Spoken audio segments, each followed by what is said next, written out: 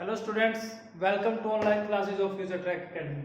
Student, today we will be study about properties of determinants. Determinants के बारे में बेटा हमने लास्ट वीडियोस में आपने देखा होगा कि मैट्रिक्स का determinants कैसे निकालना है, determinants को किस प्रकार से डिनोट किया जाता है आपको बताया था बेटा DET ए लिखो या ए या फिर डेल्टा जो भी आप स्टेबल रखें और ये वाला सिंबल ऐसे करके हमने डिटरमिनेंट निकालना सीखा था और ये भी बताया था कि स्क्वायर मैट्रिक्स का डिटरमिनेंट्स निकले।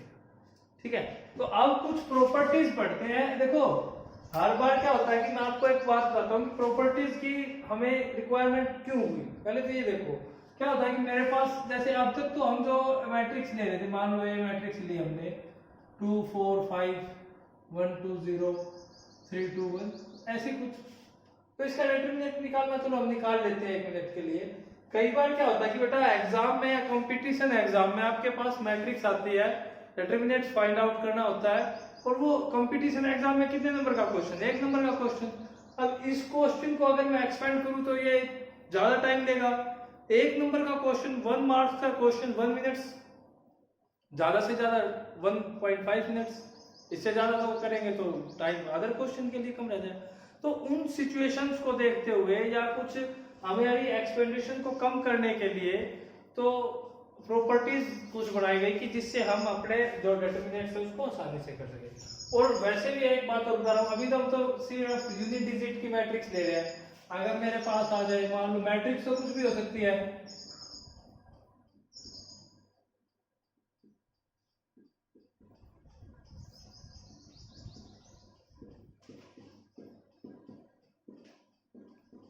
ये आ जाए। अब इस मैट्रिक्स का डिटरमिनेंट निकालना चाहिए कितनी बहुत ज्यादा एक्सपेंडेबल हो जाएगा बेटा। हर एक को लेंगे, पहले 1 1 2 को लो, इन दोनों की मल्टीप्लाई 2 1 5 3 20, फिर -3 1 8 मल्टीप्लाई 2 1 9, ये तो एक ही है, ऐसे ऐसे इससे भी और इससे भी, तो कितना लेंथी प्रोसेस हो जाएगा। इस लेंथी प्रोसेस को कम करने के लिए प्रॉपर्टीज बताई जिससे आप ज्यादा तो मैट्रिक्स ऐसी होगी जिनको आप प्रॉपर्टीज पढ़ लेंगे और पढ़ने के बाद डायरेक्ट बता देंगे कि इसका डिटरमिनेंट्स ये होगा और इस मैट्रिक्स का डिटरमिनेंट्स ये।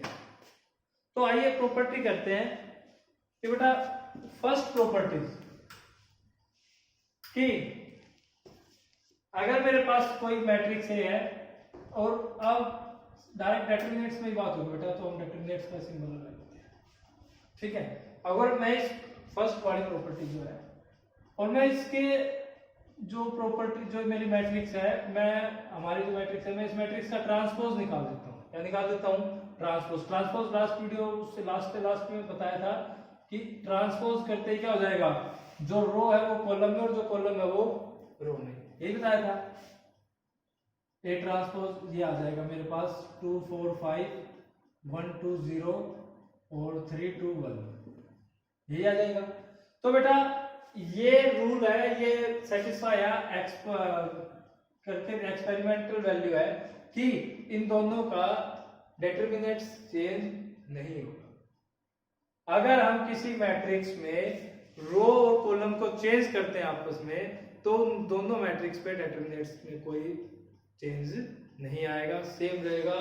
सपोज लेट एग्जांपल की मान लो इसका डिटरमिनेंट 5 था तो इसका डिटरमिनेंट्स 5 ही आएगा, चेंज नहीं होगा। कब? जब हम रो और कॉलम को चेंज करते हैं आपस में, या ये कहिए कि मैट्रिक्स का ट्रांसपोज कर लेते हैं, तो उस मैट्रिक्स का डिटरमिनेंट कांस्टेंट जो पहले था वही रहेगा।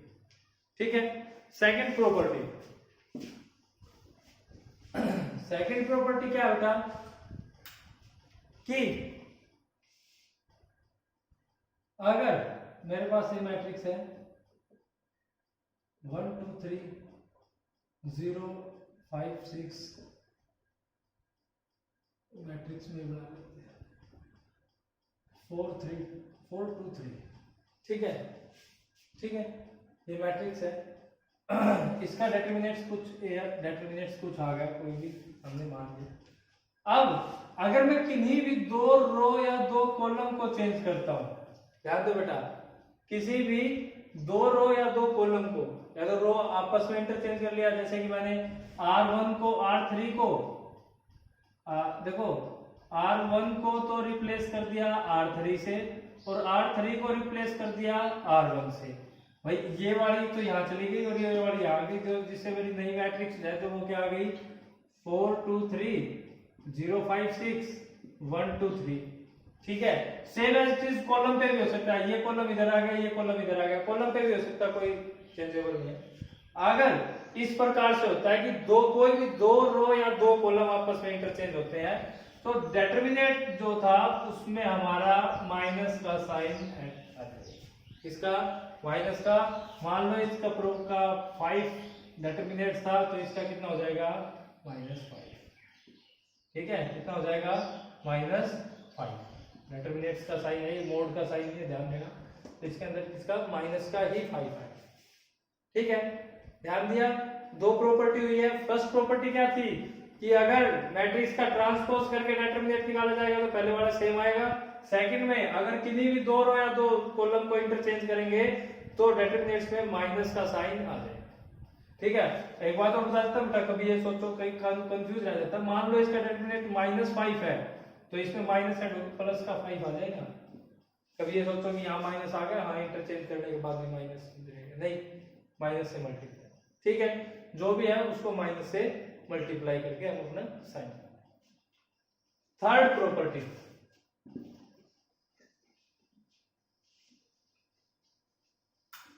थर्ड प्रॉपर्टी क्या बेटा कि अगर किसी मैट्रिक्स में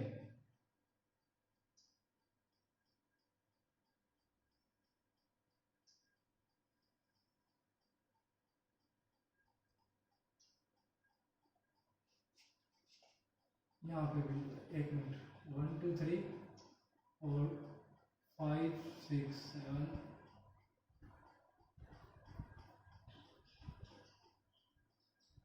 1 मिनट।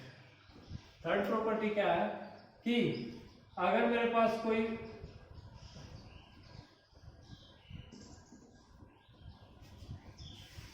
मेरी किसी भी मैट्रिक्स की अगर दो रो या दो कॉलम आइडेंटिकली हो जाए, आइडेंटिकली मतलब सेम हो जाए, 1 2 1 2 1 2 सेम हो जाए। ठीक है, किसी दो रो या दो कॉलम एक जैसे हो जाए तो उस मैट्रिक्स का डिटरमिनेंट जो है वो 0 हो जाएगा। कैसा हो जाएगा? 0 हो जाएगा। ठीक है, जैसे कि मान लो 1 2 3 1 2 3 और ये 4 5 6 दो रो या दो कॉलम एक जैसे हो जाए तो जो वो मैट्रिक्स का डिटरमिनेंट है वो कितना हो जाएगा? 0 हो जाएगा।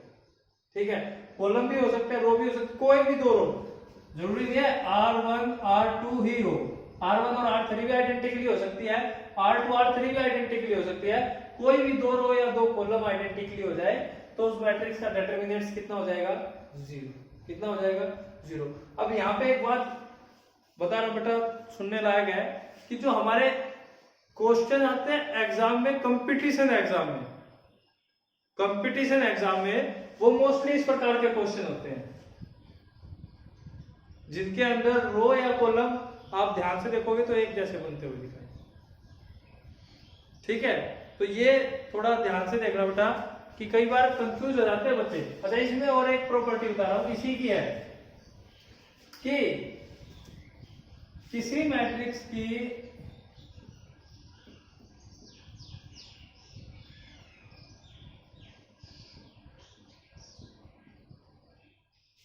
अगर कोई दो रो या दो कॉलम, किसी भी मैट्रिक्स की कोई दो रो या दो कॉलम प्रोपोर्शनल हो जाए, प्रोपोर्शनल मतलब कि रेशियो में इक्वल आ जाए।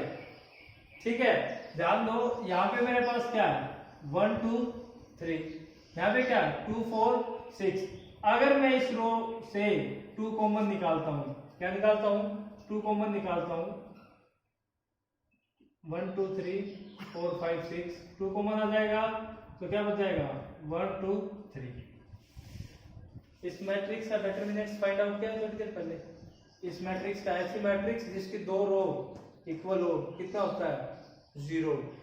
तो इसलिए 0 को 2 से मल्टीप्लाई करेंगे, आंसर कितना आएगा? 0। तो ऐसी मैट्रिक्स जिसकी दो रो या दो कॉलम प्रोपोर्शनल हो उसका डिटरमिनेंट भी क्या होगा? कितना हो जाएगा 0। ठीक है, अब नेक्स्ट जो प्रॉपर्टी है ये फोर्थ फिफ्थ क्या आती है कि अगर हम किसी रो या कॉलम को किसी कांस्टेंट नंबर से मल्टीप्लाई कर देते हैं, सपोज मैंने इसको रो 1 को R1 को, जिसमें ये प्रोपोर्शनल लॉग मान लो या 3, ठीक है, R1 को 3 से मल्टीप्लाई कर दिया, कितने से 3 से, R1 के ऑपरेशन लगाया और क्या किया 3R1 कर दिया, भाई R1 को 3 से मल्टीप्लाई कर दिया, तो मेरे पास ये जो मैट्रिक्स है ये आएगी 3 6 9 4 5 6 3 4 6, यही आ जाएगी। ठीक है, और इस मैट्रिक्स का जो डिटरमिनेंट्स था वो 7, कुछ भी अल्फाबेटिक कुछ भी आप सोच सकते हो, फाइंड आउट कर दो। तो जो इस मैट्रिक्स का डिटरमिनेंट आएगा वो कांस्टेंट से मल्टीप्लाई हो जाएगा, जिससे हमने किससे किया था 3 से मल्टीप्लाई किया था, तो इसको कितने से कर देंगे 3 से। किसी भी कांस्टेंट से मल्टीप्लाई करेंगे तो हमारा जो डिटरमिनेंट था वो उसी से मल्टीप्लाई हो जाएगा। ठीक है, इन क्वेश्चन का बेनिफिट्स कहाँ होता है बेटा, जब आपको एग्जाम में जब आप बैठते कंपटीशन एग्जाम में या नॉर्मल बुक में निकालोगे तो वो बोल देगा कि एक 3 into 3 ऑर्डर की मैट्रिक्स है जिसका डिटरमिनेंट 7 है। ठीक है, if we multiply the row 3 या 4 5 6 जैसे भी है, तो what is the determinants of new matrix, तो नई मैट्रिक्स का डिटरमिनेंट्स क्या होगा, उसमें आपको एक्सपेंड करने की जरूरत नहीं है, डायरेक्ट आप डिटरमिनेंट्स को जितने से मल्टीप्लाई किया है आ जाएगा। ठीक है, नेक्स्ट जो प्रॉपर्टी कि अगर मेरे पास कोई मैट्रिक्स इस प्रकार से दे दी कि भाई A1 B1 C1 A2 B2 C2 A3 B3 C3, इस प्रकार से कोई मैट्रिक्स दे दी, इसका तो डिटरमिनेंट आ जाएगा। साथ में वो दे देता है कि अल्फा 1 अल्फा 2 अल्फा 3, या इस रो में दे दे या कॉलम में दे दे। ध्यान देखो, A1 plus alpha 1, A2 plus alpha 2 और A3 प्लस अल्फा 3। ठीक है, मैंने अल्फा माना, आप कोई भी अल्फाबेटिक या कुछ भी कांस्टेंट कोई भी, जैसे कि कोई भी मान सकते हो, सपोज हम मान लेते हैं W मान लिया, W1 W2 W3 कुछ भी मान सकते हो। अब इस मैट्रिक्स का डिटरमिनेंट्स पे क्या इफेक्ट होगा, इस मैट्रिक्स का डिटरमिनेंट्स कैसे निकाला जाएगा। ठीक है, ये क्वेश्चन कई बार देखे गए बेटा। ठीक है, खासकर एनडीए के जो एग्जाम है ना उनमें ज्यादा देखे जाते हैं, काफी टाइम देखा गया है ऐसा क्वेश्चन। तो ध्यान दे क्या किया जाएगा, हम इन दोनों मैट्रिक्स, ये जो हमारे पास मैट्रिक्स है इसको किस प्रकार से रिटर्न करेंगे, वही बताऊंगा वहां किस प्रकार का क्वेश्चन मिलेगा आपको, कि यहाँ पे आपको मिल जाएगा, आप कैसे रिटर्न करेंगे इन दोनों मैट्रिक्स को, इस मैट्रिक्स को कैसे लिखेंगे, A1 B1 C1 A2 B2 C2 A3 B3 और C3, प्लस का साइन है, प्लस क्या कांस्टेंट था W, तो हम क्या लिखेंगे W1 B1 C1 W2 B2 C2 W3 B3 और C3। हो गया, समझ आया कि दोनों मैट्रिक्स को अलग अलग करके अब इसका डिटरमिनेंट अलग निकाल लिया जाएगा और इसका डिटरमिनेंट अलग निकाला जाएगा, दोनों को प्लस कर दिया। ठीक है, लेकिन जो आपके एग्जाम में क्वेश्चन मिलेगा वो कैसा मिलेगा कि आपको यहाँ पे जो W दिया गया है, ठीक है, W एक ऐसा कांस्टेंट मिलेगा कि वो, या अगर रो में कॉलम में दिया गया है, कॉलम में दिया गया है तो वो किसी दूसरे कॉलम के इक्वल होगा। जैसे कि अगर मान लो इस W की जगह C होता, C हो जाता C1 C2 और C3, क्या हो जाता C1 C2 और C3, तो यहां भी क्या हो जाता C1 C2 और C3। ठीक है, तो अब ये देखो ध्यान से, इस मैट्रिक्स का डिटरमिनेंट दोनों कॉलम बराबर हो गए तो कितना हो गया 0, इसका फाइंड आउट कर लेंगे, आ गया आंसर। ठीक है, तो ये आपकी मैट्रिक्स की प्रॉपर्टीज है बेटा, 7 प्रॉपर्टीज हैं। इस प्रकार से अलग अलग करके भी निकाला गया। देखो आपको दिखाया गया कि यहाँ से भी मान लो कांस्टेंट हो या ये हो, और एक्सप्लेन कर देता हूँ। आप मैथ्स में देखोगे फिर बोलोगे सर ने ऐसा नहीं करवाया था। ये हो KC1, KC2, KC3 ऐसे कोई हो, ठीक है, एनसीईआरटी में नहीं है, ठीक है। अदर कोई पब्लिशर का मैथ होगा उसमें एक ऐसा एग्जांपल मिल जाएगा, फिर आप देखोगे सर ने तो ऐसा नहीं करवाया था। तो वहां पे क्या होगा कि भाई पहले के कांस्टेंट निकाल लो, के निकाल लिया कांस्टेंट, कोई फर्क नहीं पड़ेगा, ये बताया था कि इतने से ही हो जाएगा मल्टीप्लाई। अब भी सेम हो गया। अब इसका डिटरमिनेंट 0 है, 0 को कैसे करोगे, 0 आ जाएगा, फिर इसका वो निकल जाएगा।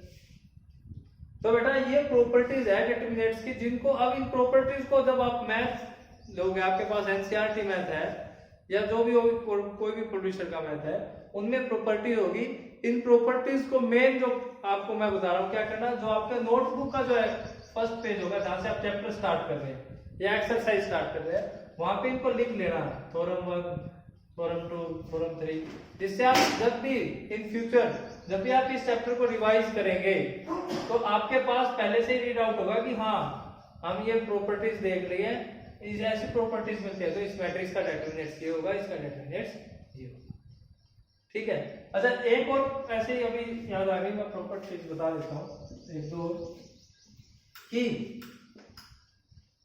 सपोज मैं ऑपरेशन लगा रहा हूं कि मान लो भाई ए कोई मैट्रिक्स थी डिटरमिनेंट्स निकालने के लिए, या वैसे भी 1 2 3 4 5 6 2 1 3, ठीक है। अब मैंने क्या किया मैं चाहता हूं कि मेरी जो रो 3 है वो रो 1 में ऐड हो जाए। किस में ऐड हो जाए, रो 1 में। तो मैं क्या लिखूंगा, R1 और R1 प्लस R2, सॉरी 3 को ऐड किया ना 3, तो जो नई मैट्रिक्स होगी वो क्या आ जाएगी, ऐड करो 2 1 3 3 6 4 5 6 2 1 3। अच्छा अब जब नेक्स्ट ऑपरेशन लगाया जाए, नेक्स्ट ऑपरेशन लगाया जाता है कि R2 पे लगा रहे हैं, रो नंबर 2 पे मैं क्या कर रहा हूं कि R2 में R1 को ऐड कर रहा हूं, R2 में R1 को ऐड कर रहा हूं। तो ध्यान दो बेटा ये R1 नहीं, अब ये R1 आ गई है नई वाली, ये वाली ऐड होगी, ठीक है, ये वाली नहीं ऐड होगी, जो हमने ऑपरेशन लगा दिया उसके बाद वाली ऐड होगी, ठीक है। ये एक छोटा सा ऑपरेशन था जो आपको हमें दिखाई देगा कि आप ऐसे भी कर सकते हैं। अच्छा अब अगर कोई 2 into 2 ऑर्डर की मैट्रिक्स है, 2 3 4 5, और बी कोई मैट्रिक्स है 4 5 6 8 या कुछ भी 1 3 2 1 जो भी है, अगर मैं या तो ए का डिटरमिनेंट और मल्टीप्लाई बी का डिटरमिनेंट करता हूं, ठीक है, या इन दोनों की प्लस करके डिटरमिनेंट निकालता हूं, ए प्लस बी करके डिटरमिनेंट निकालता हूं, तो दोनों का आंसर सेम है, ठीक है। ये बात छोटी सी प्रॉपर्टी है 2 into 2 ऑर्डर की, यूज इतनी ज्यादा कहीं होगी नहीं, लेकिन बताना जरूरी होता है, ठीक है। तो आज की वीडियो में आपने प्रॉपर्टीज और डिटरमिनेंट्स की है, बहुत ही जरूरी है, वेरी वेरी इंपॉर्टेंट। तो आप आज इनको अपनी नोटबुक में राइट करेंगे, और अगर इसमें किसी कोई प्रॉपर्टीज में सेटिस्फाई नहीं है, कोई कंफ्यूज रह जाता, डाउट रह जाता, तो कमेंट या व्हाट्सएप पे मैसेज भेज के पूछ सकते हैं। थैंक्स।